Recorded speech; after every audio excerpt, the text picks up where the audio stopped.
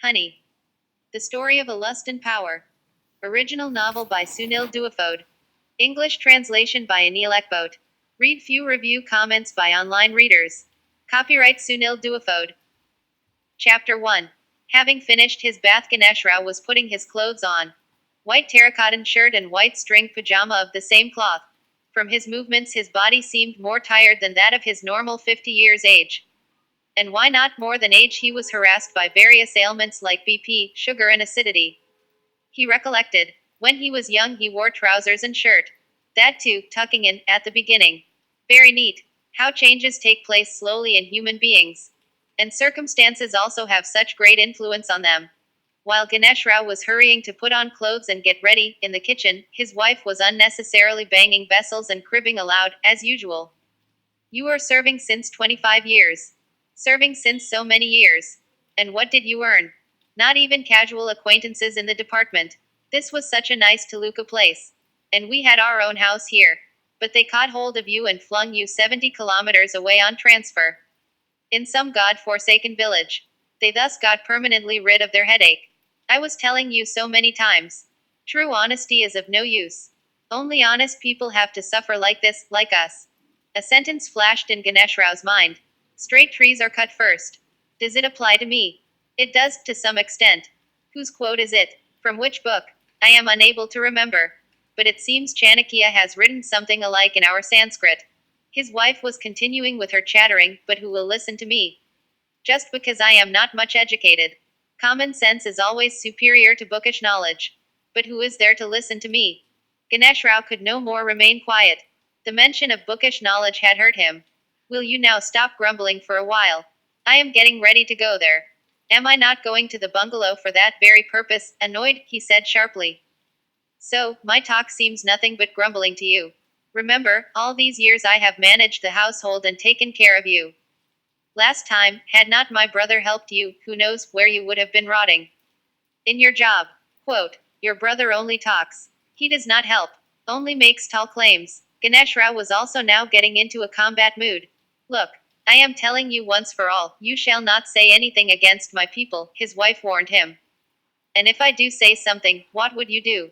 Will you leave me? That's what you want, don't you? If I leave you, you can go and get a brand new bride. Just then their son Binya came out. At 25 to 26, he was heftily built and had a rugged face. Quiet, shut up, he shouted. Sala, these old hags are making life impossible to live. At once both fell silent. What do we say to these today's youngsters? He calls his parents old hags. But let it be, at least he addresses them with respect. One should be thankful for these small mercies. Their son, seething in anger, went in and again came out. Seeing that Ganeshra was getting ready very slowly, he snapped, we are going to the bungalow, aren't we? Yes. I have almost finished, Ganeshra said, pretending to hurry through. And don't just talk about your transfer. Remember about my job, also. That is most important of all. Yes, Ganeshra mumbled. Binya was already in his black t-shirt and black jeans. You are going to come in these clothes. Yes, what's wrong with them? Why don't you wear the dress you bought for Diwali? The t-shirt and jeans may not look nice to meet those people in. Will not look nice. Tell them that my son is always like this. And then this is today's fashion. But don't bother about my clothes and looks. Just take care of how to talk to them and what to tell them, that's enough. Ganeshra did not reply. He just waved his hand in the air as if to say, now what do I say to him? Ganeshra and his son, Binya, got into a rickshaw and started for the bungalow. In the rickshaw, the sponge seat next to Ganeshra was vacant, but Binya did not sit on it. He did not sit beside Ganeshra. He sat on the wooden plank fixed opposite. When Ganeshra asked him to sit beside him, he declined, saying, it's fine here. I'll get a good breeze. Ganeshra knew that sitting on the wooden plank or on the sponge seat next to him would not make any difference to the breeze coming in. Generation gap. What else? Or else, have I failed in creating a friendly relationship with my son? What could I do? Right from the start, the equation of my life had gone awry. I blundered while selecting a bride and, as a result, a highly tempered wife came into my life. But she was not temperamental earlier. She has become so only recently. Since last 5 to 6 years. Is she also feeling that she has married a wrong husband? Besides, has given birth to such an idiotic son. It is true that because of my job I could not pay much attention to his studies, still. There are other children whose parents also do not pay any attention to their studies. How do they do well in life? It is my son who is a dullard. He was born when I was of his present age. So far, nothing has happened about his job. The question of his marriage is also far off. What is there to do, except blame and curse fate? Just then the road began to climb steeply. The rickshaw driver got down and began to pull his rickshaw. He was pulling it with his entire might. As he pulled the rickshaw, the muscles of his dark legs and dark hands began to bulge. The veins swelled, almost making one afraid that they would burst any moment. Further, under that hot summer morning sun he also began to sweat profusely. But maybe, the sweating was more due to his physical strain than due to the summer heat. Ganeshram felt pity on the rickshaw driver. "I'll get down. It will make it easy for you." The rickshaw driver did not answer him. He was engrossed in pulling the rickshaw. When the rickshaw slowed down a little, Ganeshram took the opportunity and got down. Binya sneered at his father and continued to sit in the rickshaw looking at the shops on the pavement as they passed by. "Why did you get down, sir? Be seated. The steep climb is almost over. Then on, it is all sloped downwards," the rickshaw driver said. When the steep climb ended, the rickshaw driver paused, allowing Ganeshram to once again get into it. The rickshaw driver sat on his seat and the rickshaw began to quickly roll down the slope without support of the pedals. The rickshaw driver, who had earlier seemed tired and worn out, now began to rotate the pedal freely in reverse direction. He even began to whistle a tune under his breath. What should one make of this? Even amidst hardship and a strenuous life he is able to be joyous. This would mean that being happy does not depend on one's circumstances, it depends more on one's outlook towards things. My condition is 100 times better than that of the rickshaw driver. Then, why is it that I am always sad and burdened? The rickshaw pulled near a vast compound that had huge trees on all its four sides. Ganeshram and Binya got down. "How much?" Ganeshram inquired. "4," the rickshaw driver answered. Ganeshram took out a 5-rupee note and gave it to him. He took it and began to search for a 1-rupee coin to return. He foraged first, in his right side pocket, and next, in his left. "Don't bother, keep the change," Ganeshram was tempted to tell him. But he stopped himself in the nick of time. After reaching home, his son Binya would have certainly raised a hue and cry. "You never have any money for me, but you have plenty to give in charity to the rickshaw driver." Just then, the rickshaw driver found a rupee coin which he placed in Ganeshram's hand. Ganeshram put the coin in the left pocket of his shirt. This was his regular habit. Small notes went into his top pocket, loose coins in the left pocket of the shirt, and higher value notes were tucked in the secret pocket that was stitched in the cloth vest that Ganeshram wore under his shirt. Ganeshram and Binya were about to enter the vast compound when a security guard stopped them. Only when they identified themselves and told him the purpose of their visit did he allow them in. They entered and began to walk on the wide road lined on both sides with ornamental trees. All along the road there were tall, high-rising Ashoka and Nilgiri trees. As the two walked on, the bungalow began to show itself little by little. When they went further, the entire bungalow presented itself to them. No, it wasn't a bungalow, it was virtually a palace. A huge compound wall ran all along its four sides and huge trees stood majestically within. From outside only the trees were visible and no one could suspect that they had a bungalow in their midst. When they reached the bungalow, they saw that it was teeming with people. Outside the bungalow several flocks of people squatted under the shade of trees. There were people of all sorts. In dhotis pajamas and in shirt trousers. People of all kinds. There seemed to be more people from villages wearing dhotis.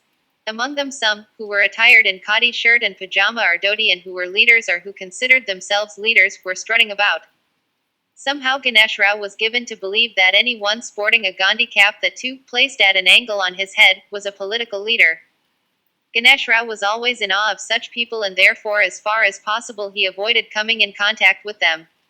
But today, the situation was such that he was helpless. People were lingering outside the bungalow waiting for their turn. But it would not be necessary for me to wait like them. I know the minister from close quarters. Being sure of this, Ganeshram threw a glance at the people waiting all around. There was just a hint of contempt in his glance. "Binu, come. Let's straight away go in," Ganeshram said to his son, proud and confident of his close acquaintance. Both went inside the bungalow. At the entrance there was a huge lounge for people to wait.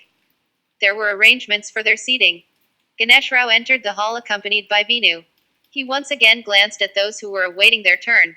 Some of them, wearing freshly starched clothes like politicians, were seated with full confidence and expectation.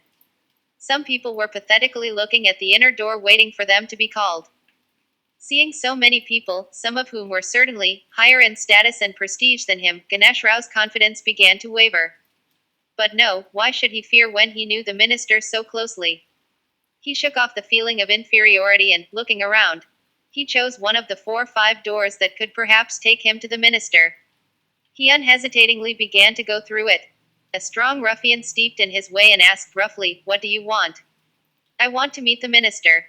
"All these people are also here to meet the minister," the man replied gruffly. "No. But I know the minister very well," Ganesh Rao told him with a certain pride. The man looked at Ganesh Rao from head to foot with contempt and said, "Everyone who comes here claims the same thing. Go to that counter. Write your name, address and purpose of visit on a slip of paper and leave the slip there. When your name is called, only then can you go in. But, look, if you really know the minister that well, you will be called soon," the ruffian tried to explain him as he would to a naive child. Even then Ganesh Rao did not feel like moving away. Another man, who was sitting nearby and had overheard this exchange, calmly explained the procedure of going in. Ganesh Rao's face reflected the insult which he was facing just then. Trying to ignore the insult and avoiding Vinya's eyes, he meekly went to the counter. There, too, was a long queue. He joined the queue. Ganesh Rao sensed that Vinya was purposefully trying to catch his eyes. "Is this your close acquaintance?" he seemed to ask. Instead of facing this insult, it would have been better had he not known the minister. At least he would not have been so insulted. Perhaps this was what Vinya wanted to tell him, Ganesh Rao thought, looking at him from the corner of his eyes. When his turn came in the queue at the counter, Ganesh Rao handed the slip on which he had written his name, address and purpose of visit. Then, turning back, he tried to spot a vacant chair in the lounge. There was none. He looked all over. He also walked around the lounge. He couldn't find a single unoccupied chair. Vinya was standing at the door giving his father an angry stare. At last Ganesh Rao began to avoid his son's angry and annoyed stare. "Ganesh Rao, sir," suddenly a voice sounded from behind. Ganesh Rao turned in surprise. Good, at least there was someone here who recognized him. He felt relieved. Before turning back, he threw a glance at his son. There was no change in the expression on his son's face. When he turned, he saw that a villager, calling him, had got up from his chair. He could not place him. Perhaps the villager had recognized him. In the course of job, one comes across thousands of persons. It is impossible to remember each and every one of them. Moreover, with his advancing age, his memory also had not remained sharp as before. He smiled at the villager. "Come, sir, have this seat." The villager offered him his chair. Happily, he walked to the villager. He was truly touched. Patting the villager affectionately on his back, he said, "Oh, let it be. Remain seated. I'll go and wait outside." "No, sir. How can that be? You remaining standing and I sitting in this chair." "Please, sir, take the chair," he offered politely. It did not seem proper to make the villager get up from his seat. He could not, however, refuse his repeated pleadings. Finally, gratefully accepting his repeated pleadings, he took the chair. After occupying it, he looked at the door. He could not see his son there. Perhaps he must have gone out to stand in the cool breeze. "I'll be outside, sir," the villager said, and he, too, went out of the lounge. He walked away so quickly that Ganesh Rao did not even have an opportunity to thank him. Ganesh Rao stretched his legs and sat in the chair. Every now and then he looked at those who entered the door and those who came out of it. God alone knew, among all these people, when his turn would come. Just then he sensed that there was a mild commotion in the hall. Some people had got up and some were craning their necks to see who it was. Some others were doing namaskar. Could it be the minister? He saw a fair, tall and well-built man making way through the crowd. Now, who's that man? The person entered the door unhindered to meet the minister. No one stopped him. After he went in, people returned to their seats. "Who was he?" Ganesh Rao asked the man sitting to his right. The man seemed surprised. "What? You don't know him?" Ganesh Rao sheepishly shook his head to indicate his ignorance. "He is Madhukar Rao, minister's special man. Or you can say he is minister's right hand." "Oh, I see." To Ganesh Rao's left, a man wearing white pajama kurta was reading a newspaper. Ganeshra looked at him and, stretching his arms to shed the precipitating laziness, exclaimed, "Who knows how much time it would take?" The man looked over his newspaper and, holding it still open, asked, "Haven't you come just now?" "Yes," Ganeshra admitted. "I am coming here for the last 2 days, but I haven't yet met the minister." "Sometimes the minister is not here and sometimes, though the minister is present, has no time to meet people," the man said knowledgeably and went back to reading his newspaper. Ganeshra was disappointed. For a moment he felt like getting up and walking away. But how could he? It was absolutely necessary to meet the minister.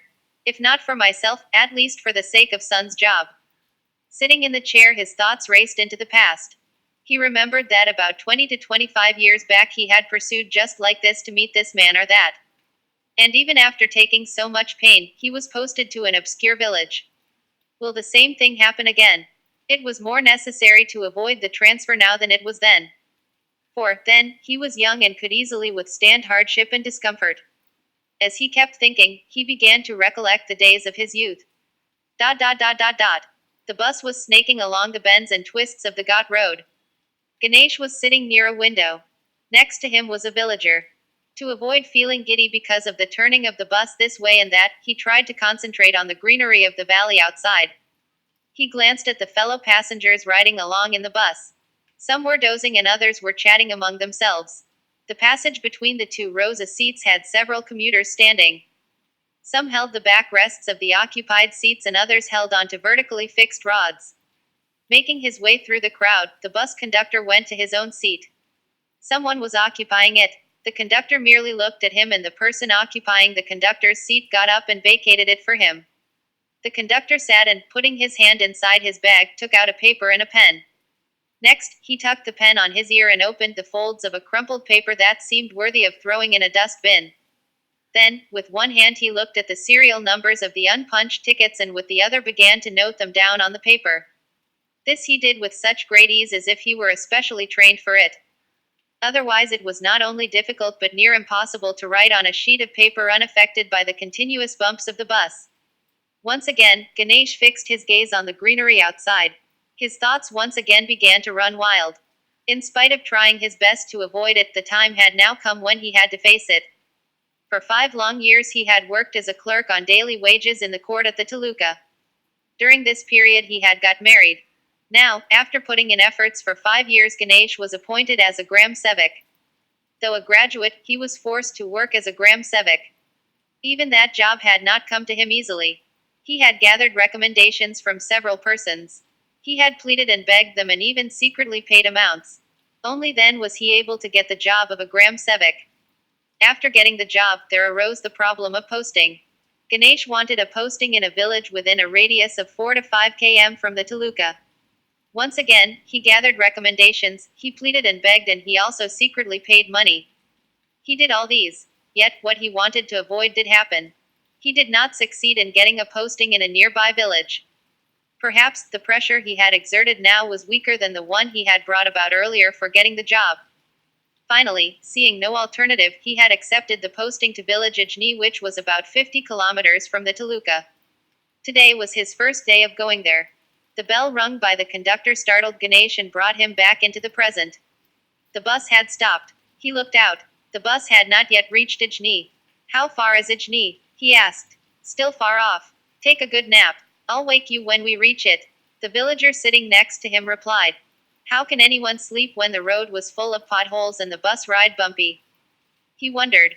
Don't bother about the bumps, imagine that you are sleeping in a cradle. That someone is swinging. The villager. Ganesh looked at the villager in surprise. He had rightly read his thoughts. The villager turned his blank stare towards the road ahead. Ganesh once again got immersed in the world of his memories. He was settled well in the Taluka. He had got married and also had a son. Vinay. Such a sweet child. Mother also was very happy that his first child had turned out to be a boy. He was finding it unbearable to leave his family behind and come here to work. But there was no other go. It was not possible for him to bring his wife and son to this village. Just that year he had got his son admitted to a KG class. In this village there was no KG. There also was no other proper facility of schooling.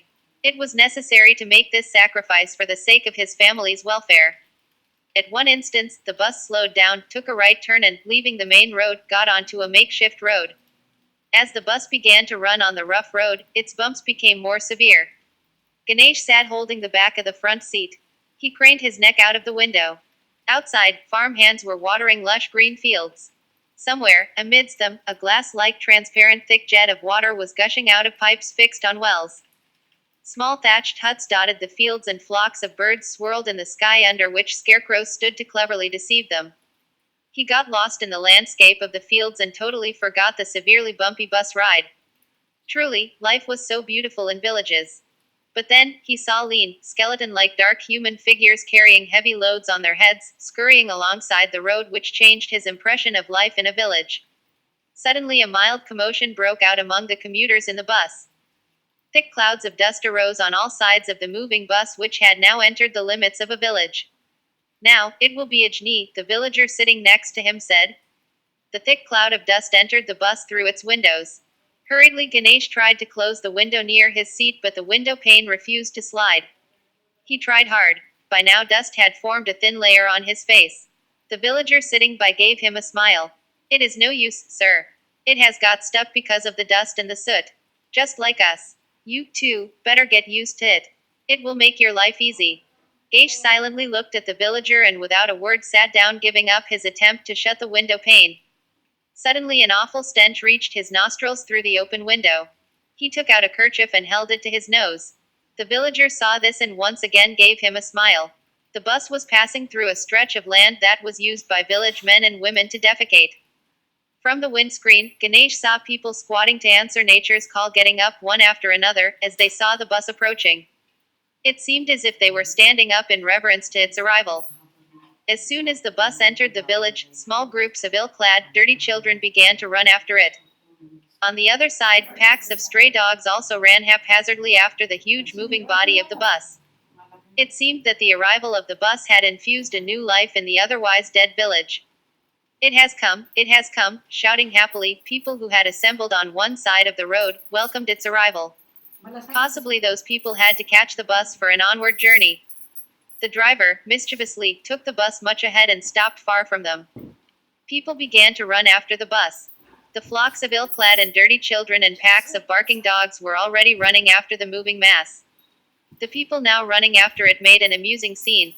When the bus halted, people who wanted to get down and those who wanted to get in, all crowded in the doorway. Ganesh thought that he could get down once the crowd fell into some order. But no one was prepared to take it easy. Those outside were anxious to get in and those inside were pretty eager to get down as quickly as possible. Some people from outside clung to the windows like monkeys and threw their caps or cloth bags to reserve seats. Ganesh watched this chaos. When he saw no indication of the chaos getting reduced, he too began to disembark. As he was getting down, his attention was drawn to a window. A man struggling outside was crossing the limits of decency. Perhaps not having either a cap or a cloth bag to reserve a seat, he clung to the window and hanging precariously, he placed his leather footwear on a vacant seat. Ganesh was annoyed. He was also amused. As he made his way through the crowd, Ganesh felt suffocated. Somehow, pushing and shoving, he managed to get down. When he stood out, his head was disheveled and clothes had developed wrinkles. His neatly tucked shirt had also unevenly come out at the waist. He felt better when, standing in the open, he took a deep breath. He stood for a while. Next moment, the huge mass of the bus moved away, raising a cloud of smoke and dust. After the fine dust and smoke settled down, Ganesh looked around. He took out a kerchief from his pocket and wiped his face. With his fingers he tried to brush his hair in place and attempted to flick dust away from his clothes. In the shade of a tree that stood outside a cowshed, a few people were sitting on an old log of wood. Some of them were smoking betus and others were inhaling chillum. All stared at him as though he had landed from an alien planet. Perhaps a neat person wearing a shirt and trousers was a rarity here. Ganesh walked towards them. He stood near a villager who was crushing a bit of tobacco on his palm. With his right hand the villager gently clapped on the tobacco crushed on his left palm and then blew off the fine tobacco particles. Next, he picked a pinch from the remaining crushed tobacco and pulling in one of his cheeks carefully placed the pinch of tobacco between his teeth and inside of the cheek. "Where is Sarpanch's village head house?" Ganesh asked the villager. The villager got up from the old log of wood and stood up. Ganesh waited for his reply. But instead of answering him, the villager began to make vigorous signs with his hands. Just like a dumb person. Finally, shoving Ganesh a little aside, he spat out the juice of the tobacco that had filled his mouth and said, "A guest of the Sarpanch." Yes, Ganesh nodded in reply. The villager quickly snatched the bag from Ganesh's hands and said, "Follow me." What a helpful person. I ask him to show the way and here he is carrying my bag and leading me to the destination. Ganesh thought and began to walk behind him. You have come from the Taluka, haven't you? Holding his dhoti up with his other hand, the villager asked. Yes, Ganesh said. Has the Sarpanch sent him to receive me? Did the Sarpanch send you to receive me? Ganesh could not help asking. No. But Sarpanch's guest is the guest of our village, grasping the reason behind Ganesh's asking, he answered. Our Sarpanch is the pride of our village. Whatever development has taken place here, it is because of the Sarpanch. Earlier even Bormal did not come here. Bormal. Ganesh didn't know what it was. Oh, that means. Your bus, he said, letting out a hearty laugh. He continued to talk further. Once a similar thing happened. My aunt's nephew brought a bride from the city. They were decent people. They performed the marriage with great pomp and show. Even the groom's people were impressed. They had also invited me to the wedding. The entire lot of people sat together for meals. Poor bride, she began to serve. As she was serving the liquid sar to her husband, he said, Bah, enough. The new bride turned pale and began to look here and there for the bus which her husband had mentioned. However, she had not stopped pouring the liquid sar into her husband's plate. My uncle's son is short-tempered. He shouted at her. Bah, bah. The poor girl got scared. She thought her husband was asking her to sit and obeying him. She sat down, right in front of him. Ganesh burst into a loud laughter. The villager also joined him. If you see her now, you won't believe that she had come as a bride from the city. My aunt's nephew has trained her well. Now she happily goes to the field, to water or to pluck. He turned to Ganesh and said. Ganesh looked at him and smiled. Your talk is very interesting. But oh, I forgot to ask your name. Sada. My name is Sada. Sada, meaning always. You must be always chatting like this, that is why they must have named you Sada, Ganesh said jocularly. Why do you make fun of this poor man, sir? He said blushing. While walking they began to cross a vast open ground. The village has its bazaar here. On Bastar Wars. On Bastar Wars. Meaning, on Thursdays, he said with a smile. I see, Ganesh said glancing at the vast ground. Bastarwar. Could be the corrupt form of Brihaspatiwar, that is Thursday, he thought. Then Sada began to lead Ganesh. Through a couple of narrow lanes and by lanes. At one place they came across Hanuman's platform.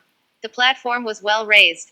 There was a huge banyan tree near it, and near the tree there was a water sump erected by the Water Supply Division. This is our village's platform, sir. The banyan tree gives a good cool shade.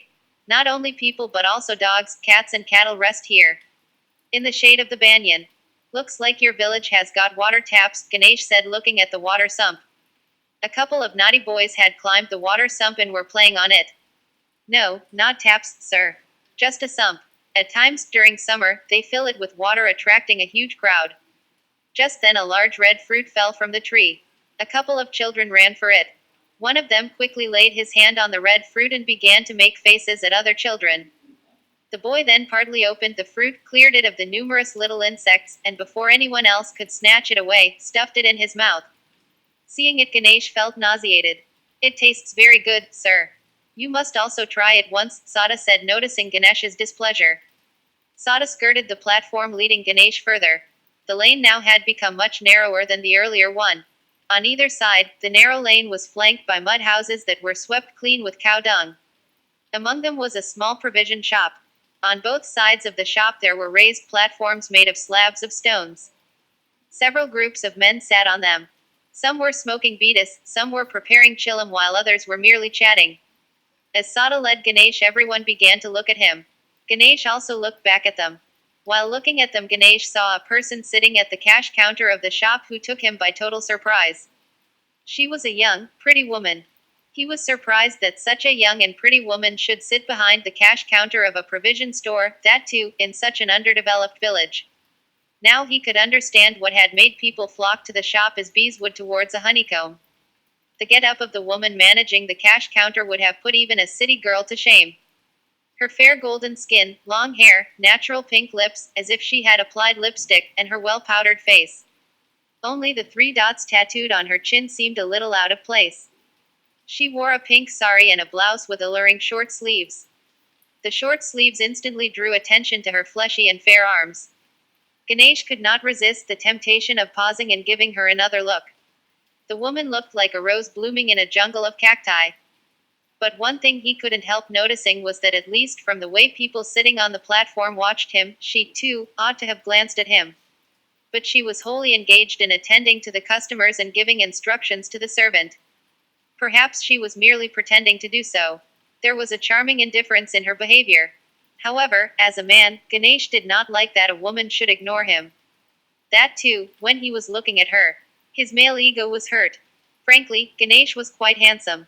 Though married for 5 years, several pretty women still fell for him. Gathering himself, he began to walk behind Sada. The two walked further. Ganesh tried to brush off his thoughts. But he felt insulted and a strange restlessness filled his mind. They both stopped in front of a house. It wasn't an ordinary house. It was a palatial mansion. The mansion had a huge old door that had turned black due to frequent polishing. The area on which the mansion stood was also very large. At least it seemed so from outside. To the left of the mansion and attached to it was a large cattle shed. It was empty at the moment. Perhaps Sarpanch's cattle had gone to the forest in the morning for grazing. Sada led Ganesh through the huge door and made him sit in the drawing room. It was a room built at a little higher level and furnished with comfortable beds and long cushions. Ganesh entered the drawing room taking it in all over. Sada went inside, perhaps to inform the Sarpanch. The walls of the drawing room carried several photo frames. Nehru, Lal Bahadur Shastri, Mahatma Gandhi. Looking at them, Ganesh sat on a bed.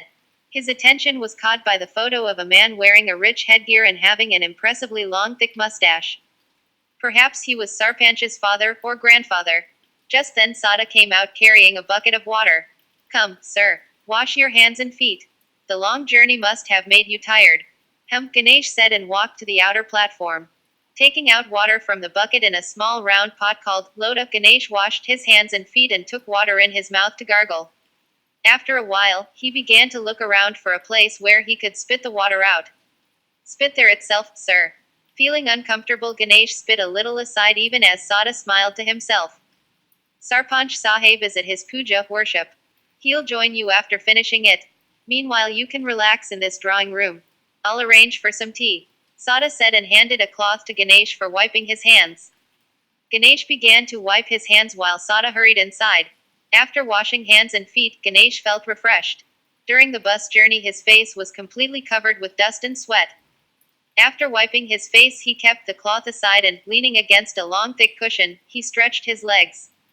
To overcome his tiredness he also stretched his arms and loosened his joints. Just then Sada brought water to drink. The manner of serving drinking water here seemed a little different. Sada handed him a small brass round pot called Lota filled with drinking water. A brass cup was kept on the mouth of the pot. He had seen such manner of serving water in the Baramati region. One poured required quantity of water into the brass cup and drank it.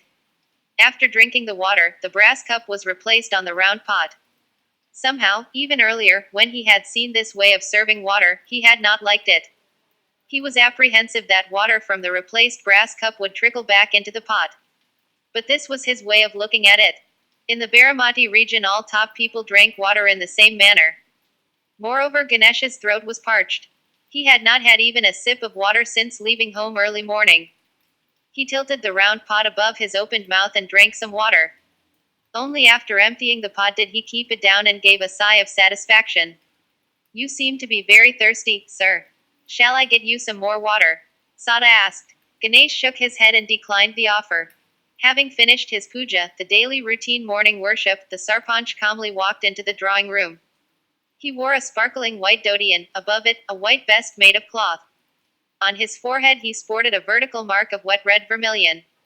He had taken a bath just before his puja.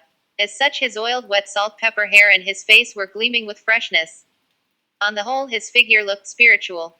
Ganesh had already met the Sarpanch in the Taluka town. As soon as the Sarpanch entered the drawing room, Ganesh sat upright. "Good morning, Ganesh Rao." "Good morning, sir." The Sarpanch sat next to Ganesh, reclining against a thick long cushion. He gently slapped Ganesh on his back and asked, "So, was the journey tiresome?" Ganesh was in a dilemma. He could not decide whether to agree that it was tiresome or not. Seeing his dilemma, the Sarpanch said, "In the beginning it always is tiresome. To come all the way to this village on a bumpy road in a bus. But you will soon get used to it." Unlike the language of other villagers, the Sarpanch's language, except for a word here and there, was not at all rustic. Just then Sada came in with tea. "Only tea. Go, also get some snacks." Sada had brought 2 cups of tea in both his hands. Hearing Sarpanch's new instruction, he fumbled in the doorway. "Let it be, Sarpanch ji. I already had snacks before starting. I am in the habit of having breakfast as soon as I get up." "How can you not have anything? You are coming here for the first time and going without eating anything." "No, Sarpanch ji, I really don't feel like having anything now." All right.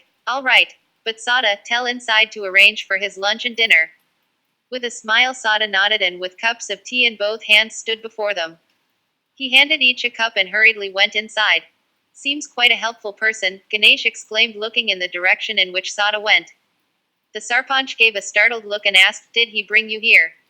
"Yes." "Oh God," he said in exasperation. "Why? What's wrong?" "Nothing." When the Sarpanch did not elaborate and went back to sipping tea, Ganesh further said, "Though he did not know me, he carried my suitcase all the way from the bus station to here. Besides, he nicely entertained me with his talk. Truly such selfless and good people can be found only in villages. That too, only a handful of them. Selfless and good. Who? Sada?" Sarpanch exclaimed in surprise. "Why isn't he so? At least that's the impression I got." "You'll learn about him soon," Sarpanch said and changed the topic. "What would you like to do today? I mean, would you like to take some rest and immediately start your work, or?" Ganesh realized that the Sarpanch had deliberately ceased talking about Sada, but he did not feel it proper to carry the subject further. He was tired after the tedious 3 to 4 hour journey and, as such, wasn't very keen to start his work immediately. He fell into thinking, what must I do? Start the work immediately, or rest for a while and then? The Sarpanch guessed the direction of his thinking. All right, first, you lie down and take some rest. Meals will soon be ready. We can have our meals and then start the work. Yes, that would be fine, Ganesh said and tried to stretch his tired legs. Now, relax and take rest. I'll ask Sada to shut the door, the Sarpanch said and left the drawing room. In the afternoon, Ganesh and Sarpanch took meals and started from the house. One of the Sarpanch's servants followed them. First of all, you must make some arrangement for your stay and food here. Regularly traveling up and down would not suit you. Sarpanch. Yes, I too felt the same way. At least as long as I am here, it would be nice if I can get a room. Ganesh. You can easily have one. We have a house here. No one lives in it, but we use it to store farming tools such as plow, sickles, axes, chains, ropes and reins for the bullocks. We can let you use the front room. Sarpanch offered. Yes, that way our tools can also be under guard, the Sarpanch's servant unexpectedly interrupted them. Sarpanch gave the servant an angry glare and asked him to keep quiet. These stupid servants. They have no sense to know what to speak and when. Sarpanch thought. What would Ganesh Rao think? That we are letting him the house to keep an eye on the tools. But Sarpanch ji, I won't be able to pay much towards rent, Ganesh. Don't worry about the rent. What rent can I take from you? Sarpanch slapped Ganesh Rao's back and said, how can that be? Whatever is the rent you should let me know, frankly. Ganesh Rao, is this city to charge rent? If I take rent from you, the entire village will begin talking about it and I would be put to shame. Ganesh realized that he was going the same way by which he had come from the bus station. This was the way we had come from the bus station. Yes. Our house is also on this street. Possibly you might have passed it on your way. The three of them came near the provision store that Ganesh had seen before. The beautiful woman was still at the cash counter. Looking at her, for some strange reason, Ganesh again felt enchanted. He felt his heart beat faster. Even now she did not take any notice of him. But Ganesh thought her agile and confident movements are eye-catching. That's Madharani's shop, Sarpanch said, noticing that Ganesh was looking at it. Is it? Ganesh said without showing much interest. Look, our house is just opposite her shop. Sarpanch stood in front of a house that was opposite the provision store. It was not clear whether his voice was really mischievous or not, but at least Ganesh suspected that it was so. The house comprised 3 to 4 rooms built from brick and mud. The rooms were covered with sloping tins that were fastened with nuts and bolts, giving rise to several small hollows all over. Sarpanch gave the keys to the servant and asked him to open the house. The servant hastily took the keys from Sarpanch's hand and opened the door. Just then Ganesh was startled by some movement very close to him. Madharani had come and was now standing beside him. "Good afternoon, Sarpanch ji." Madharani's sweet voice fell on his ears. What a sweet and friendly voice. "Good afternoon." Sarpanch turned and reciprocated her namaskar greeting. "You have come here after a long time. Are you thinking of whitewashing the house? If so, let me know. Lots of paint is available in my store." Standing close to her, Ganesh watched her body language and took in the way of her talking. When she talked, the opening and closing of her wet pink lips and her teeth that seemed like a row of white grains of rice held him enchanted. Mesmerized, Ganesh kept staring at her. "No, nothing like that. This is Ganesh Rao. He is the new Gram Sevak of our village. I wanted to give him a room to live in."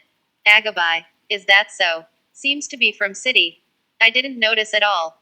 I thought he was one of your new guests." Now she moved a little away from him. Ganesh's heart sank. He had liked the warm closeness of her body. But his heart once again soared as she looked directly into his eyes with her deep, mysterious and sad gaze captivating his heart. Looking at her, Ganesh gave a gentle smile. "You are going to live here. That makes you my neighbor. I am sure we'd both get along very well," she commented. By this time, Sarpanch's servant had opened the door and stepped in. "Ganesh Rao, I would suggest that you take this front room." "Okay, Sarpanch ji, I'll get along," Madharani said and began walking towards her shop.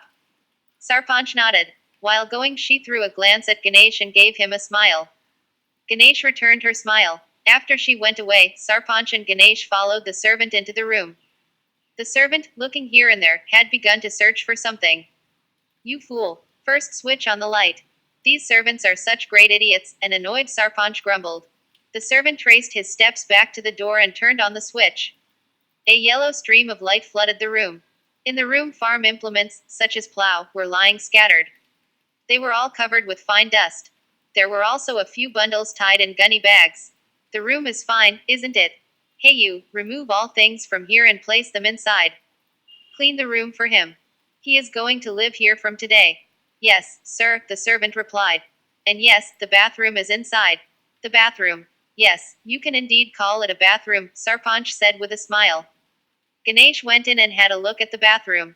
While coming out, he softly muttered, "And the toilet? I didn't see any. Ganesh Rao, this is village Ajni. So far there is not a single latrine here. Everyone is used to sitting in the open. Once, the government had built 3 to 4 latrines. But no one used them. Finally they pulled them down. They ought to have left at least one.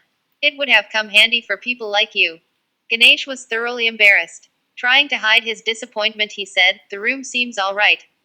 Of course, I won't be staying here for long. Maybe 3 days in a week. Hey you, there's another work for you. Whenever he is here you must bring and store water for him," he instructed the servant. "Water?" Ganesh asked in surprise. "Now, don't ask me where the tap is," Sarpanch asked mischievously. Ganesh gave an awkward smile. "The servant will get water for you from the well over there," Sarpanch said.